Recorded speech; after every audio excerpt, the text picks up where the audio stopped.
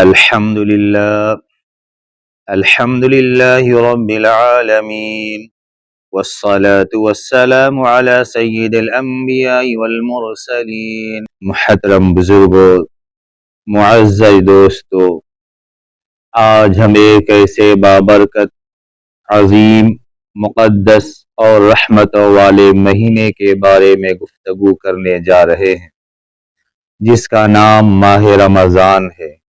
یہ مہینہ برکتوں کا مہینہ ہے، رحمتوں کا مہینہ ہے، مغفرت کا مہینہ ہے، نجات کا مہینہ ہے اور اصلاح نفس یعنی اپنے آپ کو درست کرنے کا مہینہ ہے۔ اللہ تعالی نے قرآن مجید میں ارشاد فرمایا کہ رمضان وہ مہینہ ہے جس میں قرآن کریم نازل کیا گیا۔ اس کا مطلب یہ ہے کہ رمضان اور قرآن کا گہرا تعلق ہے۔ یہ مہینہ صرف بھوکا اور پیاسا رہنے کا نام نہیں ہے، بلکہ تقوی، پرہیزگاری، خدا خوفی، نیکی اور اصلاح حاصل کرنے کا مہینہ ہے۔ رسول اللہ صلی اللہ علیہ وسلم نے فرمایا کہ جب رمضان آتا ہے تو جنت کے دروازے کھول دیے جاتے ہیں، جہنم کے دروازے بند کر دیے جاتے ہیں اور شیطانوں کو قید کر دیا جاتا ہے۔ اس کا مطلب یہ ہے کہ نیکی کرنا آسان ہو جاتا ہے، عبادت کرنا آسان ہو جاتا ہے اور اللہ کی طرف لوٹنا آسان ہو جاتا ہے۔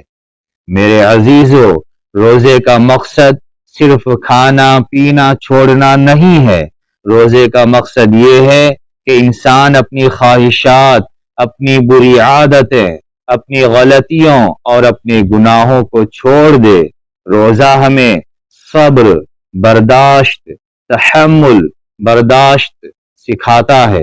روزہ ہمیں ہمدردی، رحم، شفقت اور احساس سکھاتا ہے کہ ہم غریبوں اور ضرورت مندوں کی تکلیفوں کو محسوس کریں۔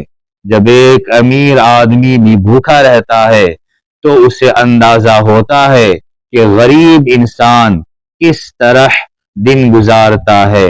اسی لیے رمضان ہمیں سکھاتا ہے کہ ہم صدقہ، خیرات، مدد، تعاون اور خدمت زیادہ کریں۔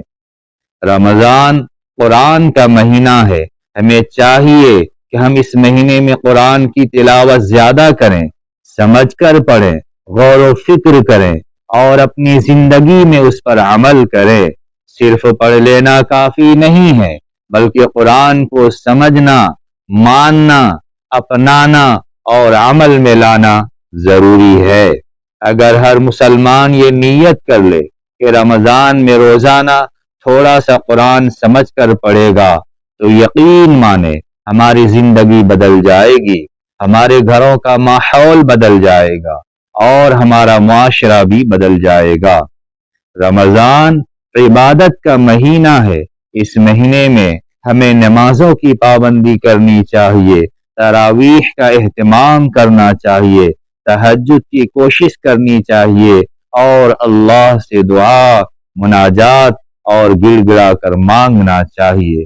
اللہ تعالی کو سب سے زیادہ پسند وہ بندہ ہے جو عاجزی کے ساتھ، انکساری کے ساتھ، عاجزانہ انداز میں ہاتھ اٹھا کر دعا کرتا ہے۔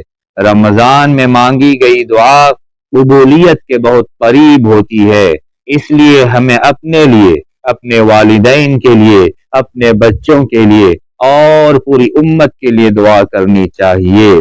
میرے دوستو، اگر کسی نے روزہ رکھا لیکن جھوٹ بولنا نہیں چھوڑا، غیبت کرنا نہیں چھوڑا، لڑائی جھگڑا نہیں چھوڑا، تو ایسا روزہ ہمیں وہ فائدہ نہیں دے گا جو دینا چاہیے تھا۔